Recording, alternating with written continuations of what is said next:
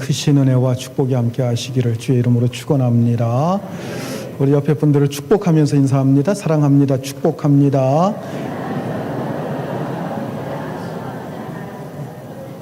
한 번 더 인사합시다.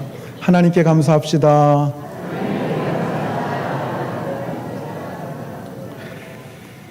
해마다 11월 셋째 주일이 되면 한국교회는 추수감사절을 지킵니다. 오늘날 추수감사절을 가장 잘 지키는 나라는 미국과 한국이라고 합니다. 이 추수감사절에 대한 성경적인 유래를 찾아보면 출애굽기 23장 14절로 17절을 우리가 꼽을 수가 있습니다. 우리 같이 한번 봅니다. 너는 매년 3번 내게 절기를 지킬지니라. 너는 무교병의 절기를 지키라. 내가 내게 명령한 대로 아비벌의 정한 때에 이래 동안 무교병을 먹을지니 이는 그 달에 내가 애굽에서 나왔음이라. 빈손으로 내 옆에 나오지 말지니라. 맥추절을 지키라. 이는 내가 수고하여 밭에 뿌린 것에 첫 열매를 거둠이니라. 수장절을 지키라. 이는 내가 수고하여 이룬 것을 연말에 밭에서부터 거두어 저장함이니라. 내 모든 남자는 매년 3번씩 주 여호와께 보일지니라. 자, 이스라엘 백성들에게 하나님께서 매년 3차례의 절기를 지키라고 말씀을 하십니다. 그리고 성인 남자는 매년 3차례씩 성전에 나아가서 하나님 앞에 예배를 드리며 하나님 앞에 그들을 보이라고 말씀을 하십니다. 구약의 3대 절기라고 하는데요. 오늘 본문에 보면 첫 번째는 무교병을 먹는 절기, 무교절이 나오는데 무교절이라는 이름보다 우리가 더 유명한 이름이 있죠. 무슨 절기죠? 유월절입니다. 유월절은 이스라엘 백성들이 애굽에서 이렇게 해방되는 것을 기념한 절기입니다. 두 번째로는 맥추절을 지키라고 그랬어요. 맥추절은 첫 열매를 거두는 겁니다. 이런 곡식을 심고 첫 열매를 거둘 때에 맥추절을 지키라고 했는데 6월절로부터 50일이 지난 후에 지키는 절기이기 때문에 이 절기를 다른 말로 뭐라고 부르죠? 오순절이라고 부르기도 합니다. 그리고 세 번째 절기는 오늘 본문에 보면 수장절이라고 나와 있어요. 수장이라고 하는 뜻은 추수한 것을 저장한다 이런 뜻입니다. 다른 말로 추수절이라고도 하는데요. 수장절, 추수절보다 더 유명한 이름이 있어요. 그게 뭔지 아십니까? 초막절입니다. 초막절, 장막절. 수장절, 추수절 다 같은 절기를 의미하는데 이스라엘 백성들이 출애굽해서 광야를 지날 때 40년 동안 그들은 장막을 치고 지냈습니다. 왜냐하면 계속해서 그들은 이동해야 되기 때문에 장막을 쳤다 거뒀다 하면서 살아야만 했던 것입니다. 집을 짓고 살 수가 없었던 거지요. 그런데 그들이 지나왔던 이 광야는 어떤 곳이었어요? 주로 사막 지역이었습니다. 이 사막 지역의 낮 시간은 거의 40~50도가 넘는 뜨거운 햇빛이 장렬하는 그러한 시간이고 밤 시간에는 그것이 영하로 떨어집니다. 그러니까 일교차가 보통 40~50도 이상 나는 게 광야 사막 지역을 지나갈 때 그들의 모습이에요. 그래서 하나님께서 그들을 낮에는 구름 기둥으로 햇볕을 가려주시고 밤에는 불 기둥으로 그들의 추위를 녹여주셨습니다. 이렇게 장막을 치면서 40년 동안 생활했던 그 생활 동안 하나님이 이렇게 지켜주신 것에 대해서 감사하는 절기가 바로 초막절, 장막절 또는 추수절, 수장절이라고 불리우는 절기가 되겠습니다. 이스라엘 백성들이 초막절이 되면 절기를 지키기 위해서 예루살렘 주변으로 모여듭니다. 그리고 예루살렘 주변에 있는 광야 지역에다가 전부 텐트를 치고 그곳에서 일주일 동안 지내면서 과거에 그 조상들이 출애굽해서 지냈던 그 생활을 기념을 하고 또 하나님의 은혜에 감사하면서 지키는 절기가 이 초막절 절기가 되겠습니다. 이 초막절 절기가 또한 오늘날 추수감사절과 연관이 있다고 하는 것입니다. 자, 오늘 우리가 지키고 있는 이 추수감사절은 미국 사회를 건설한 청교도들에 의해서 처음 시작이 되었습니다. 유럽에서 신앙의 자유를 찾지 못하고 이리저리 쫓겨다니던 청교도들이 1620년 9월 16일에 메이플라워호라고 하는 배를 타고 얼마 전에 새롭게 발견된 신대륙, 한 30년 전에 새롭게 발견된, 콜럼부스에 의해서 발견된 그 신대륙을 향해서 출발을 합니다. 그리고 2개월간의 모진 항해 끝에 지금의 뉴욕 주변에 있는 필그림 파더스라고 하는 그곳에 그들이 도착을 하게 됩니다. 도착하자마자 희물 앞에서 교회를 하나 짓고 나니까 추운 겨울이 닥쳐왔습니다. 그해 겨울은 몹시 추웠다고 합니다. 그리고 눈도 많이 내렸다고 합니다. 턱없이 부족한 식량과 추위, 그리고 인디언들의 습격 등으로 인해서 102명 가운데 그해 겨울을 지나는 동안 44명이 죽임을 당했습니다. 자, 그런 가운데서도 남은 사람들이 봄이 오니까 옥수수, 콩밀, 보리 등의 농사를 지었습니다. 그리고 천신만고 끝에 첫 추수를 한 후에 그 추수한 열매를 가지고 하나님 앞에 감사의 예배를 드린 것이 오늘날 우리가 지키고 있는 이 추수감사절의 유래가 되는 겁니다. 나중에 미국의 16대 대통령인 아브라함 링컨 대통령이 매년 11월 넷째 주 목요일을 추수감사절로 정해서 국경일로 제정을 하고 가장 큰 국경일로서 축제 행사를 하면서 하나님께 감사하는 절기로 지켜오고 있습니다. 청교도들이 처음 감사의 예배를 드릴 때 그들은 좋은 여건에서 감사를 드린 것이 아닙니다. 그들이 거둬들인 추수가 풍성해서도 아닙니다. 그들은 미지의 땅으로 건너와서 추위와 질병 등 수많은 어려움을 겪고 있었고 과격한 인디언들의 위협을 받으면서 그들은 살아가고 있었습니다. 그럼에도 불구하고 그들이 본래 소원했던 신앙의 자유를 얻은 것과 마음껏 하나님을 섬기며 살게 된 것에 감사하면서 하나님 앞에 감사의 예배를 드렸던 것입니다. 결국 이 청교도들은 미국 사회를 건설하는데 뿌리가 되었습니다. 그리고 이 청교도의 신앙 정신과 그들의 삶은 미국 사회의 가장 큰 정신적인 지주가 되고 있다는 것입니다. 사랑하는 성도 여러분, 오늘 우리가 추수감사절을 맞아서 주님 앞에 나왔습니다. 우리는 무엇 때문에, 얼마만큼이나, 어떤 방법으로 하나님 앞에 감사를 드리겠습니까? 종교개혁자 마르틴 루터는 신자와 불신자를 구별할 수 있는 여러 가지 기준이 있지만 가장 큰 기준은 지나간 일에 대해서 감사할 줄 아느냐 모르느냐에 있다라고 하는 말을 했습니다. 물론 불신자들이라고 해서 그들의 삶 속에 감사가 없는 것은 아닙니다. 다른 것이 있다고 한다면 무엇 때문에 얼마만큼이나 어떤 방법으로 감사하느냐 하는 것이 분명히 다르다는 거예요.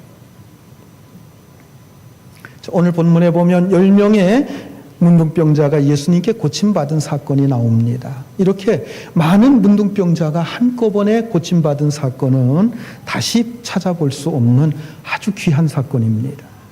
그 10명 중에 9명은 유대인이었고 한 사람은 이방인이라고도 나오고 사마리아인이라고도 표현되고 있습니다. 당시 문둥병자는 건강한 사람들과 함께 살 수가 없습니다. 자, 우리 한국도 마찬가지죠. 과거에 오늘날은 문둥병 환자가 거의 없습니다만은 과거의 문둥병자들은 한 곳을 지정해서 그곳에 모여서 살도록 했던 것입니다. 마찬가지로 이 팔레스타인에서도 한 곳을 지정해서 그곳에서 살도록 했습니다. 자, 주로 갈릴리와 사마리아의 그 접경 지역에 사마리아의 문둥병자 그리고 유대인들 중에서 문둥병자 이렇게 같이 모여서 살도록 했던 것이죠. 어쨌든 예수님께서 그 지역을 지나가시다가 10명의 문둥병자를 깨끗이 고쳐주셨는데 그 중에 사마리아 사람 한 사람만 돌아와서 예수님께 사례를 했다는 것입니다. 다른 9명의 유대인들은 감사하기를 잊어버리고 그대로 돌아가 버리고 말았다고 하는 것, 이것이 오늘 본문의 내용은 나오는 내용이 되겠습니다.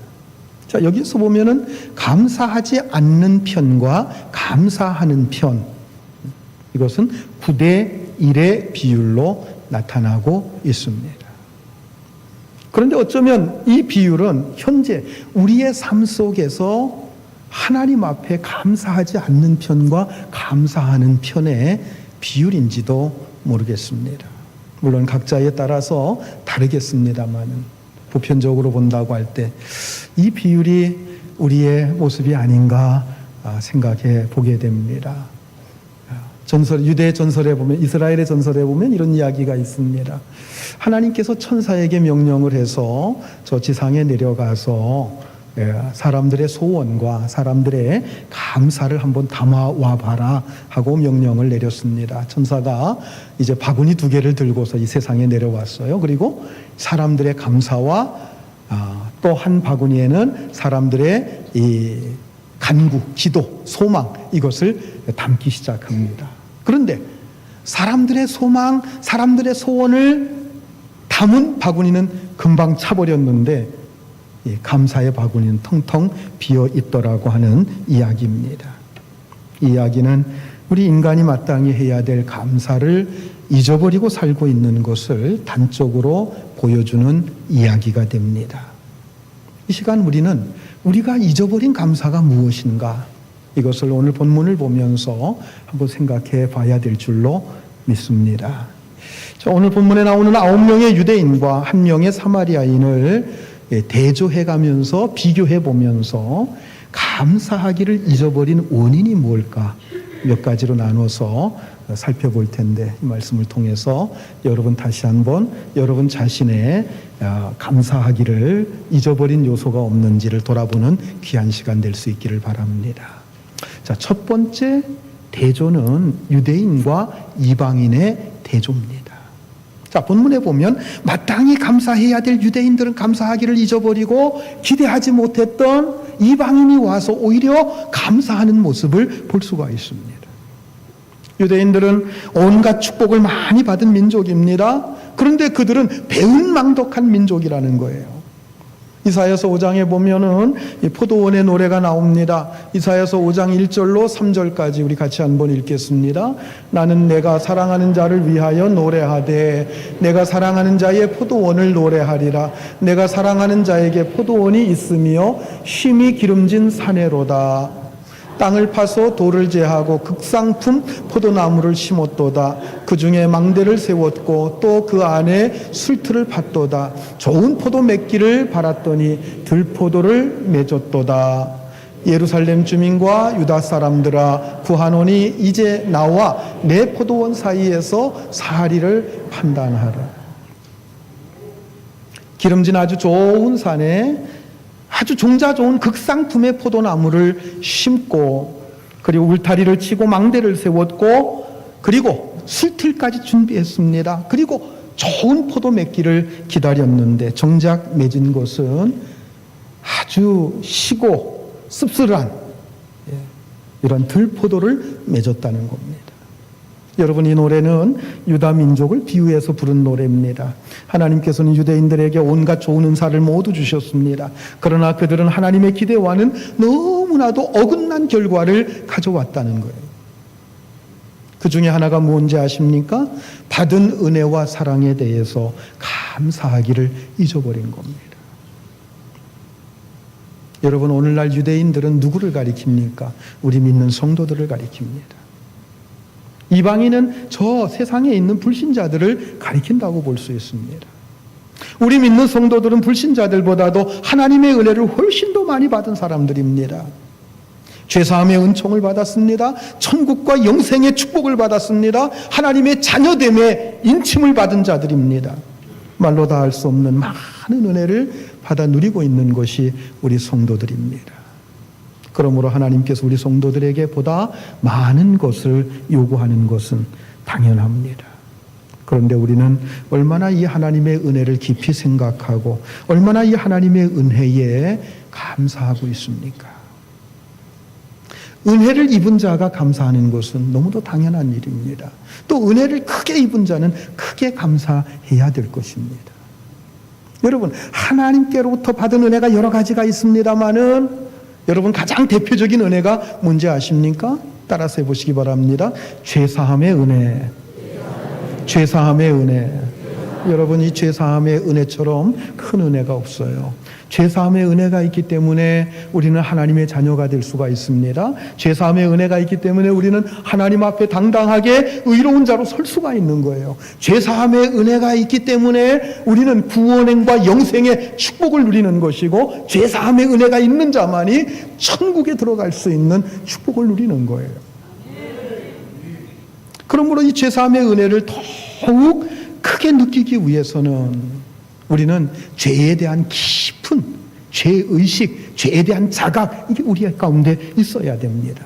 나는 구원받을 수 없는 죄인인데 주님께서 은혜를 베푸셔서 내가 죄사함을 받았고 구원과 영생과 하나님의 자녀됨과 그리고 천국을 보장받는 이러한 놀라운 은혜와 축복을 받았다는 것입니다. 그래서 바울은 자신을 뭐라고 표현했어요? 나는 죄인 중에 괴수로다, 이렇게 얘기했어요. 모든 죄인들 가운데 우두머리라는 거예요. 가장 악한 죄인이라는 것입니다. 이러한 죄인을 구속해 주신 그 은혜를 생각할 때마다 그는 그 가슴 속에서 그 은혜에 대한 감격이 솟아오르는 거예요.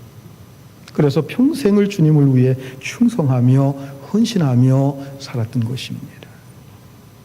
또한 막달라 마리아라고 하는 여인은 씻을 수 없는 자신의 죄를 용서해 주시고 새 사람으로 변화시켜 주신 그 은혜에 감사해서 예수님의 발에 향유를 붓고 자신의 머리털로 주님의 발을 씻겨드렸습니다. 자, 그 모습을 보면서 속으로 비난하던 사람이 있었습니다. 시몬이라고 하는 바리새인이 비난을 했어요. 아, 저 양반이 저 여자가 누구인지를 모르나 보다. 모르기 때문에 저 죄 많은 여자가 자기 발을 저렇게 씻고 있는데도 그냥 내버려 두고 있지라고 생각하고 있을 때 예수님께서 그 바리새인에게 이렇게 말씀을 하십니다. 누가복음 7장 44절로 48절까지 같이 읽습니다. 그 여자를 돌아보시며 시몬에게 이르시되 이 여자를 보느냐? 내가 내 집에 들어올 때에 너는 내게 발 씻을 물도 주지 아니하였으되 이 여자는 눈물로 내 발을 적시고 그 머리털로 닦았으며 너는 내게 입맞추지 아니하였으되 그는 내가 들어올 때부터 내 발에 입맞추기를 그치지 아니하였으며 너는 내 머리에 감람유도 붓지 아니하였으되 그는 향유를 내 발에 부었느니라. 이러므로 내가 내게 말하노니 그의 많은 죄가 사하여졌도다. 이는 그의 사랑함이 많음이라. 사함을 받은 일이 적은 자는 적게 사랑하느니라. 이에 여자에게 이르되 내 죄사함을 받았느니라 하시니.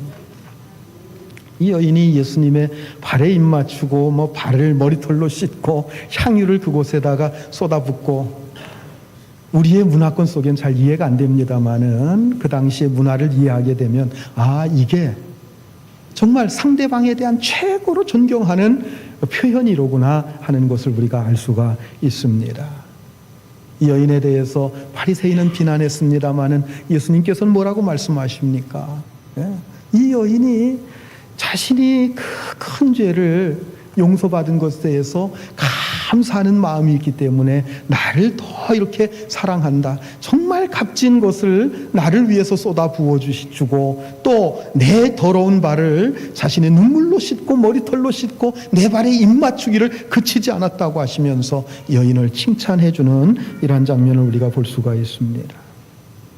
유대인들은 더 큰 은혜를 받았음에도 불구하고 감사할 줄 몰랐습니다. 왜 그래요? 죄의식이 없기 때문에 그래요. 그러나 여러분, 내가 죄인 중에 괴수로다라고 말했던 사도 바울이나 눈물로써 예수님의 발을 씻겨드렸던 이 여인이나 정말 자신은 씻을 수 없는 죄인이라고 하는 강한 죄의식이 있을 때 주님을 위해서 이렇게 헌신하고 충성하고 이렇게 평생 주님 앞에 몸바쳐 주님을 따르면서 살 수 있었던 것입니다. 유대인들은 생각하기를 자기들은 죄인이 아니라고 생각을 합니다. 자기들에게 주어진 여러 가지 조건들은 당연히 주어진 것이라고 생각을 했습니다. 여러분, 자칫 우리 성도들도 이런 잘못된 습성에 빠질 수 있다고 하는 사실을 우리가 잊지 말아야 합니다. 하나님께서 주시는 여러 가지 은혜에 대해서 당연히 주어질 것이 주어졌다라고 생각할 때 우리도 감사하기를 잊어버릴 수 있다는 거예요. 그러나 우리가 세상 사람들보다도 잘나고 똑똑해서 하나님이 우리를 선택했다고 생각하지 마십시오. 결코 그렇지 않습니다. 사도 바울은 자신이 오히려 세상 사람들보다 더 미련하고 연약해서 택해 주셨다라고 고백을 했습니다. 왜요? 우리가 연약하면 연약할수록 하나님의 능력은 더 크게 드러나기 때문입니다. 우리가 미련하면 미련할수록 이러한 우리를 사용하시는 하나님의 지혜는 더 빛이 나기 때문입니다.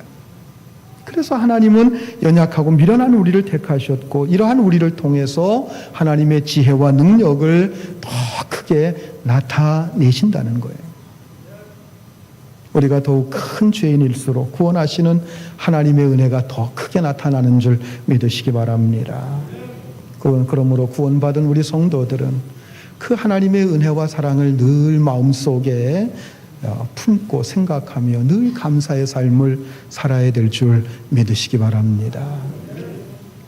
한 중년 남자가 설암에 걸렸어요. 설암이라는 게 뭐죠?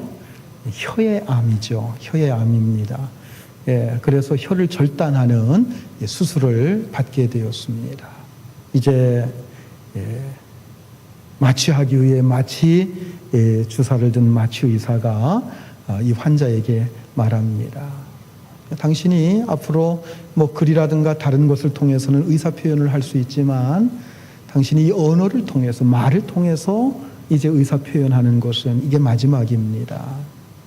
그러니 당신 마지막으로 남길 말 있으면 지금 하십시오. 그 자리에 긴장이 흐릅니다. 의사와 간호사들 둘러서 있는 사람들이 모두 다 내가 저 환자라고 한다면 나는 무슨 말을 남길 것인가를 각자가 생각을 합니다. 잠시 침묵이 흐른 뒤에 이 남자의 두 눈에서 눈물이 주르르 흐릅니다. 그리고서 주 예수님 감사합니다. 주 예수님 감사합니다. 주 예수님 감사합니다. 같은 말을 3번 반복함으로써 자신의 마지막 말을 남겼다고 합니다. 여러분, 우리는 결코 하나님 앞에 배은망덕한 사람이 되어서는 안 될 것입니다. 하나님의 백성, 하나님의 자녀로 살면서 감사하기를 잊어버리고 사는 사람이 되어서는 결코 안 될 것입니다. 받은 은혜를 생각하며 그것을 깊이 깨닫고 이러한 죄인, 나 같은 죄인 살리신 주 은혜 고마워. 내 모든 것을 바쳐 주님 앞에 찬송하고 영광 돌리고 그리고 주님을 위해서 살겠습니다. 이렇게 결단하시는 여러분들이 되시기를 바랍니다. 두 번째로 이 9명의 유대인과 1명의 사마리아 사람은 뭘 대조적으로 우리가 볼 수 있느냐 하면 무엇을 먼저 했느냐, 여기에서 극명한 대조를 보이는 것을 볼 수가 있습니다. 9명의 유대인들은 먼저 가서 제사장에게 몸을 보이고 병 나은 것을 확인받는 것이 급했습니다. 그러나 한 사람 사마리아인은 예수님께로 되돌아와서 감사하는 것을 우선 했다는 거예요. 자, 오늘 본문에 보면 문둥병자 10명이 예수님을 만나서 자신들을 불쌍히 여겨달라고 할 때에 예수님께서 뭐라고 하신지 아십니까? 제사장에게 가서 너희 몸을 보이라, 이렇게 말씀하셨어요. 자, 오늘 본문 12절로 14절까지 우리 같이 한번 읽습니다. 한 마을에 들어가시니 나병 환자 10명이 예수를 만나 멀리 서서 소리를 높여 이르되 예수 선생님이여 우리를 불쌍히 여기소서 하거늘 보시고 이르시되 가서 제사장들에게 너희 몸을 보이라 하셨더니 그들이 가다가 깨끗함을 받은지라. 레위기 14장에 보면 사람이 문둥병에 걸리게 되면 마을을 떠나야 됩니다. 그리고 이렇게 정해진 곳에서 문둥병자들끼리 함께 살도록 되어 있었습니다. 그리고 그들 중에서 병이 나은 자는 먼저 제사장을 찾아가서 병 나은 자신의 몸을 보여줘야 됩니다. 그러면은 제사장이 그것을 확인하고 난 다음에 제사를 드리라고 합니다. 그러면 하나님 앞에 제사를 드리고 난 이후에 그는 그의 고향, 그의 살던 집으로 돌아갈 수가 있었습니다. 9명의 유대인들은 바로 이러한 수속을 밟아서 빨리 정상적인 사람으로 돌아가고 싶었습니다. 그래서 자신들을 고쳐주신 예수님은 잊어버리고 그들은 갈 길로 가버린 거예요. 미국의 어떤 대학 교수가 왜 미국인들은 교회에 나가지 않는가 하는 논문을 써서 발표를 했는데, 미국인들이 교회에 나가지 않는 6가지 이유를 이렇게 정리를 하면서 그 첫 번째가 뭐냐? 너무 분주해서, 너무 바빠서 교회를 못 나간다고 하는 거예요. 확실히 현대인들은 너무나도 분주합니다. 한 주간 분주하게 일하다가 주말이 되면 그저 쉬고 싶은 거예요. 주말이 되면 놀러 가고 싶은 거예요. 그래서 교회는 점점 더 멀어지게 되는 겁니다. 오늘 대한민국에 사는 많은 신자들도 미국의 그리스도인들을 점점 닮아가고 있어요. 그래서 오늘날 대한민국의 소위 가나안 신자라고 하는 자들이 300~400만에 이른다고 하는 거예요. 가나안 신자가 뭐죠? 얼마 전에 말씀을 드린 것 같은데, 가나안을 거꾸로 하면 안 나가가 됩니다. 안 나가는 신자. 그러니까 어디 가서 종교란에 기독교라고 써요. 나는 기독교인이라고 자랑스럽게 얘기합니다. 그런데 교회는 안 나가는 거예요. 9명의 유대인들도 마음이 분주했습니다. 그래서 속히 제사장에게 깨끗해진 몸을 보이고 싶었고, 제사 드린 후에 빨리 고향으로 돌아가고 싶었어요. 그러면 한 사람 사마리아인은 마음이 분주하지 않았나요? 그 사람도 마찬가지일 거예요. 빨리 제사장에 가서 자기 병 나은 것을 보여주고 제사를 드린 후에 빨리 고향으로 돌아가고 싶고, 가족들 만나고 싶고, 하고 싶은 일 하고 싶고, 이러지 않았겠습니까? 그러나 그는 무엇보다도 예수님께 먼저 달려와서 감사했고 먼저 하나님께 영광을 돌렸다는 겁니다.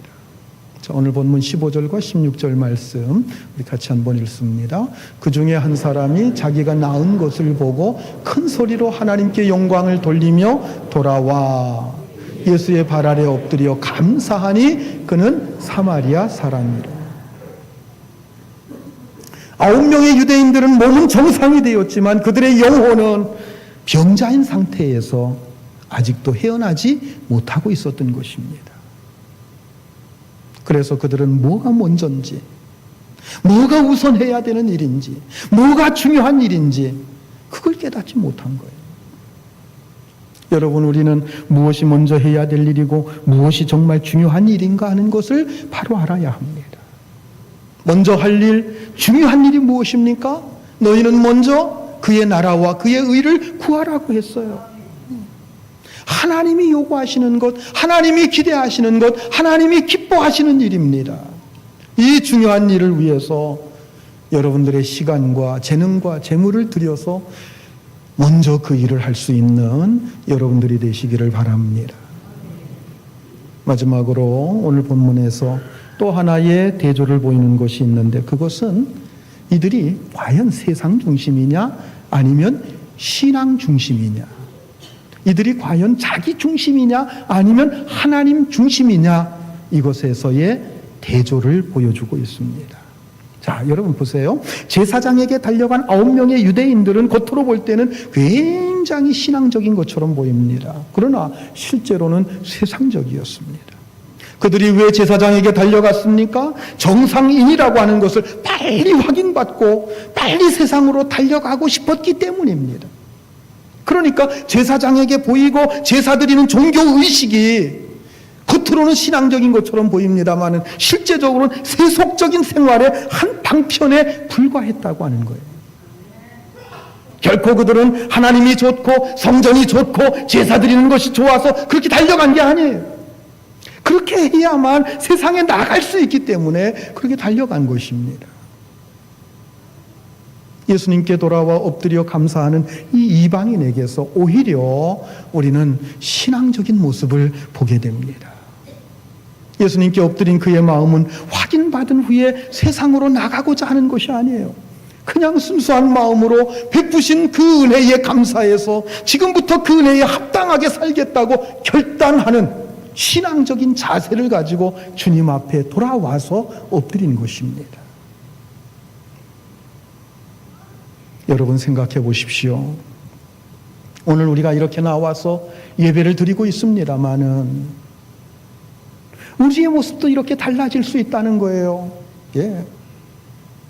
우리가 과연 하나님 중심으로, 신앙 중심으로 예배를 드리느냐, 아니면 9명의 유대인처럼 세상 중심에 세상으로 돌아가기 위해서 예배를 드리느냐, 이것으로 나뉘어진다는 거예요.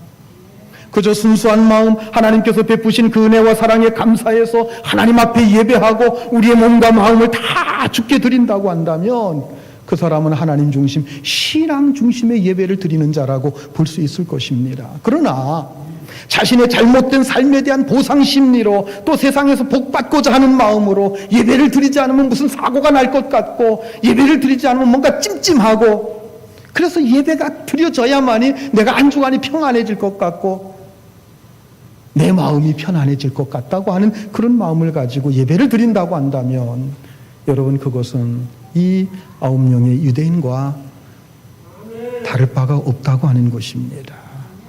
여러분, 한번 조용히 여러분들의 손을 가슴에 얹고 한번 생각해 보십시오. 나는 과연 신앙 중심인가, 세상 중심인가? 나는 과연 하나님 중심인가, 아니면 나 자신 중심인가? 여러분, 이것이 분명히 드러날 때가 있습니다. 그것은 자신의 소중한 것을 잃어버렸을 때입니다. 세상 중심으로 사는 사람은 자신의 소중한 것을 잃어버리게 되면 견딜 수 없어 하고, 괴로워하고, 원망하고, 불평을 쏟아놓게 됩니다. 그러나 신앙 중심으로 사는 사람은 자신의 소중한 것을 다 잃어버린다고 할지라도 범사에 하나님을 인정하고, 하나님을 찬송하고, 하나님께 감사와 영광을 올려드린다고 하는 거예요. 욥이 그랬습니다. 그는 재산을 잃어버리고, 가족을 잃어버리고, 건강을 잃어버린 상태에서도 하나님을 찬송하기를 잊지 않았어요. 욥기 1장 20절로 22절까지 같이 봅니다. 욥이 일어나 겉옷을 찢고 머리털을 밀고 땅에 엎드려 예배하며 이르되 내가 모태에서 알몸으로 나와 싸운즉 또한 알몸이 그리로 돌아가올지라. 주신 이도 여호와시오 거두신 이도 여호와시오니 여호와의 이름이 찬송을 받으실지니이다 하고, 욥이 범죄하지 아니하고 하나님을 향하여 원망하지 아니하니라.